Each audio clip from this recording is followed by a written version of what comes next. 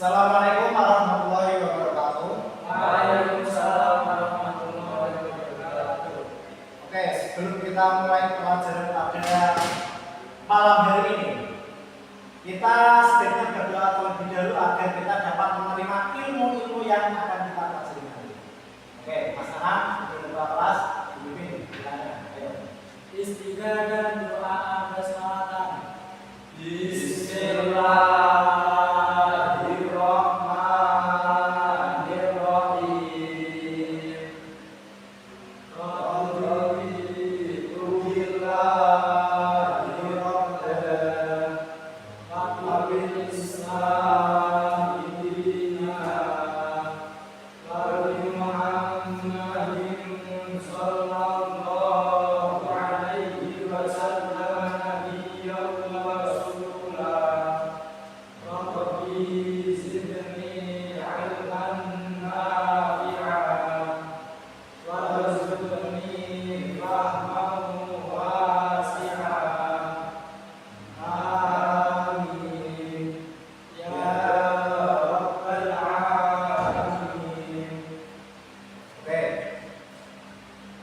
Sebelum kita mulai, saya sebagai guru baru atau mengganti guru yang lama dari pelajaran Muhammad Al-Quran Hadis.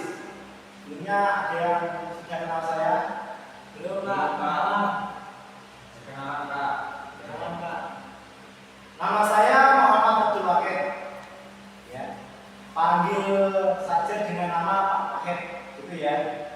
Pak Abdul bisa nggak Pak? Boleh, nggak apa-apa. Asal Pak, asal. Jangan.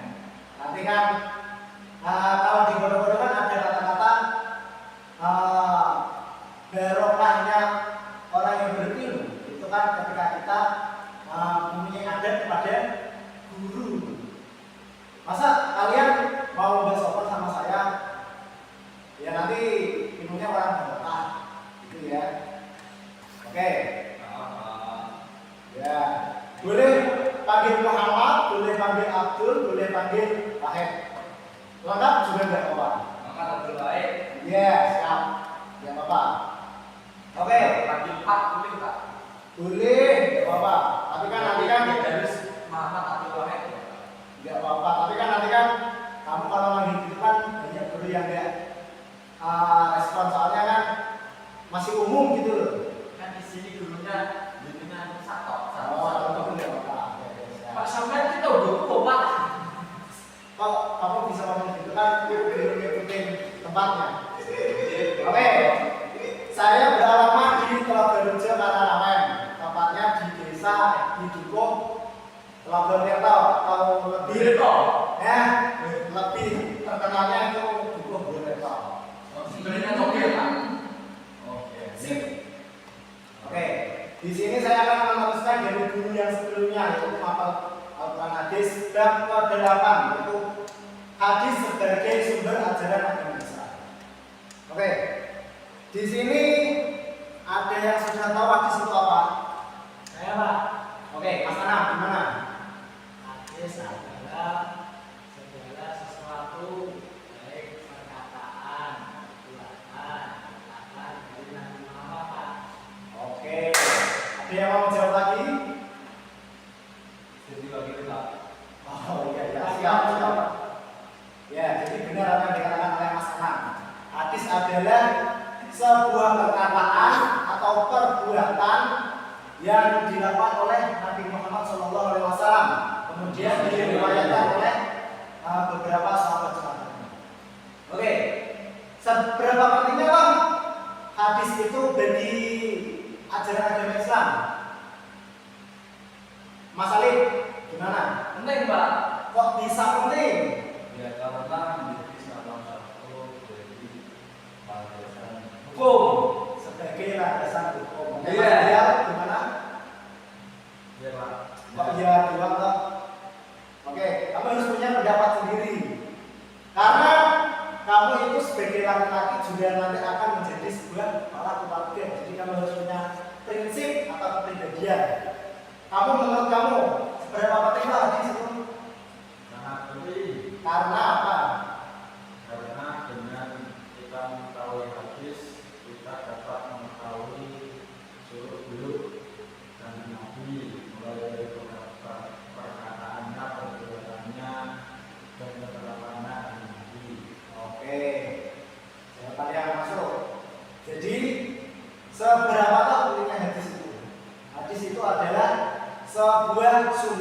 salah satu sumber hukum Islam dari 4 perkara. Yang pertama adalah Al-Quran, hadis, kemudian ijma, kemudian qiyas. Sudah pernah dengar belum? Ada. Ya itu. Jadi hadis itu menjadi pengambilan sumber hukum Islam yang kedua setelah adanya Al-Quran. Jadi yang pertama diambil ada Al-Quran dengan adanya kitab-kitab tafsir yang sangat banyak atau yang terkenal dikaji di pondok kita yaitu adalah tafsir Jalalain. Nah, itu yang menjadi panutan pertama Al-Quran. Kemudian yang kedua adalah hadis. Banyak kitab-kitab hadis yang dikajikan di pondok kita, ada Bulughul Maram, kemudian ada Mukhtasar Hadis An-Nabawiyah, kemudian ada juga Jami' Shaghir atau bisa disebut Jimshot kata para santri. Ya, kemudian masih ada banyak lagi. Kemudian Sombor juga termasuk. Saya Muslim, Pak. Itu juga nggak apa-apa. Dia mau Islam ini Betul, Pak. boleh juga nggak apa-apa. Ini sambil, Pak. Ya itu tadi sudah sebutkan. Oke. Jadi itu seberapa pentingnya hadis sebagai sumber ajaran agama Islam. Ada banyak hadis di dalam agama Islam yang menjadi sumber hukum tersebut. Ada hadis tentang sholat, akhlak, kemudian ada juga tentang kebersihan, tentang niat juga. Nah, tentang niat yang paling terkenal itu ada innamal a'malu binniyat. Oke, kemudian ada juga hadis tentang berbicara. Man kana yu'minu billahi wal yawmil akhir falyaqul khairan aw liyasmut. Saya tulis benar ya.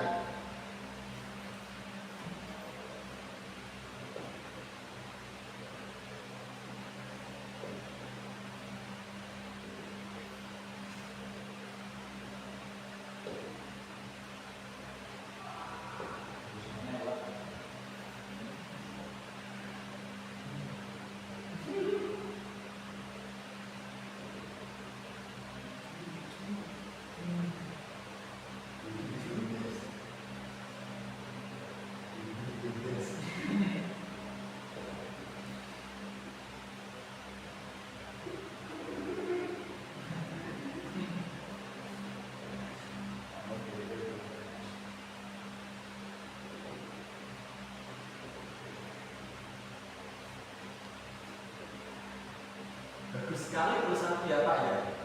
Ya, ini salah satu tulisan profesor ya. Apa itu? Tak Sampai saya menjadi ngeri dengan tulisan Bapak ini. Kagum saya. Kagum itu pengen lari.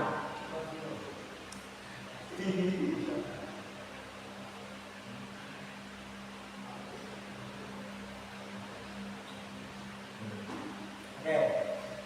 Di sini kita bisa memahami dari hadis tersebut, yaitu tentang adanya akhlak. Maka yu'minu billahi wal yawmil akhir falyaqul khairan aw liyasmut.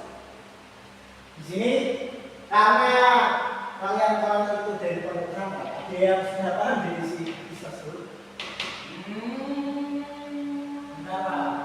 Ya.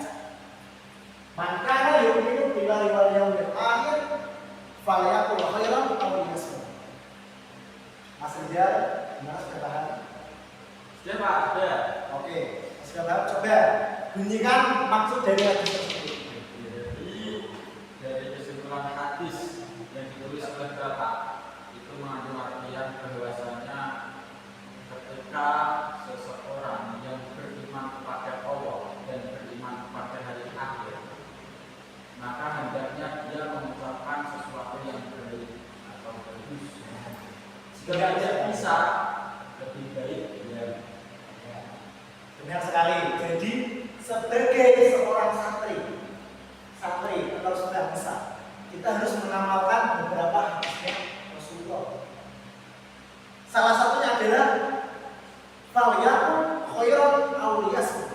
Jadi inti dari sebuah hadis ini dari hadis ini adalah poinnya ini.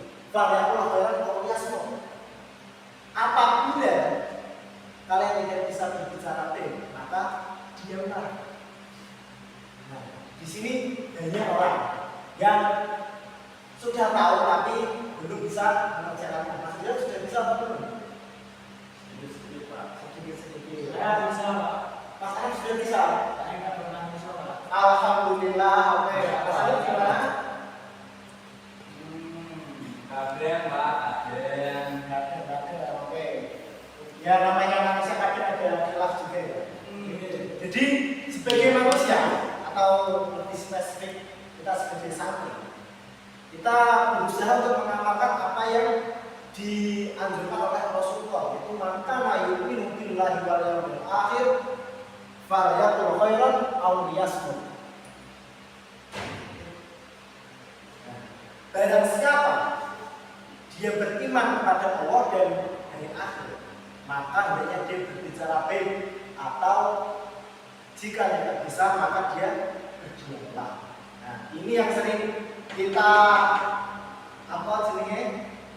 sering kita ketahui tapi tidak bisa menjalani. Banyak orang yang begitu, hanya diterapkan sebagai pemahaman saja tapi tidak dapat menerapkan kehidupan di kehidupan nyata. Oke.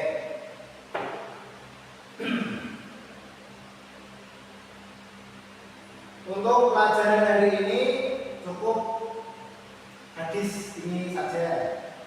Nanti kita pertemuan selanjutnya masih akan membicarakan tentang hadis-hadis yang berhubungan dengan tentang sumber ajaran agama Islam.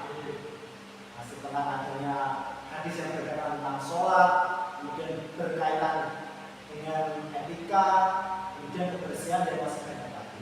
Oke, dari pelajaran hari ini ada yang mau ditanyakan?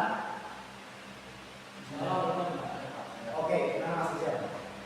Jadi Bapak kan tadi menjelaskan pedoman sumber ajaran kita kan ada 4, Ya. Al-Quran, hadis, ijma dan qiyas. Kemudian saya pernah mendengar Pak, itu ada yang mengatakan istishad dan istihsan itu maksudnya di mana Pak? Apakah termasuk dalam sumber pedoman atau tidak, atau termasuk dalam apa? Ya, penjelasannya Pak. Oke. Pertanyaannya sangat bagus dari Mas Rizal. Jadi itu nanti kita akan masuk ke bab tentang usul fikih. Apa ini, Pak? Nah, itu saya bisa jelaskan nanti di pertemuan selanjutnya. Nanti akan menjelaskan tentang ihtisan, kemudian apa itu juga usul fikih. Nah, nanti saya akan terangkan di pertemuan selanjutnya. Oke. Makanya kita harus sering berangkat dan jangan lupa jangan tidur, itu poin pentingnya. Ya, oke, saya cukupi pelajaran pada malam hari ini dengan bacaan doa yang